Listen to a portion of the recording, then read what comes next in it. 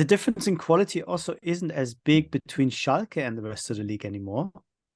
It wouldn't have escaped your attention, Christoph, that they beat Stuttgart 2-1, and they're still bottom of the table, but only 3 points away from 15th spot. Okay, they have a poor goal difference, so it's really 4 points, but 4 points from safety is not as hopeless a case as we thought it might be. So Schalke, they're back?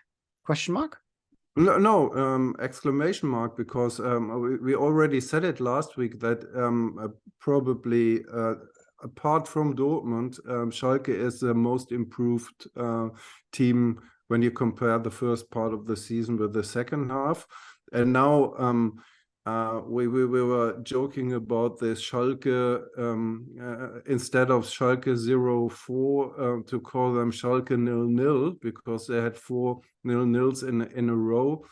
But now, after this 2-1 win against Stuttgart, they are the team that is undefeated in 5 games. So, yeah, there is a lot of defensive stability. They also managed to scored 2 goals after a while. I think they were also a bit lucky to get it over the line, this 2-1, because Stuttgart was terrible in the first half, but improved in the second half and could have scored an equalizer. But yeah, now next week is for me it's a terrible game on, and on Saturday it's Bochum against Schalke, and if Schalke wins it, they're in this group of clubs that has 19 points now. That is also Stuttgart and Hoffenheim, and then there is Hertha with 20 points, who managed to win 2-0 in the snowy, icy, freezing Olympia Stadium in Berlin. A very, very important win for them. And so we have a terrific relegation fight. And yes, and Schalke is or can be, if they manage to win at Bochum, they can be in the middle of it. Yeah, absolutely. And just to underline your analysis that Schalke are the second most improved, or maybe by their standards, the most improved Bundesliga side in the second half of the season. The first 11 games under Frank Kramer, they had a expected goals differential of about minus 0.5 per game. So they basically started every game, if you will, half a goal down.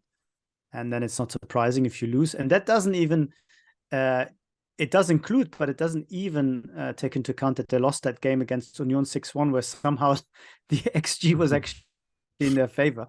But since then, Thomas Reis has improved them exactly by that half a goal, and now they're 0.06.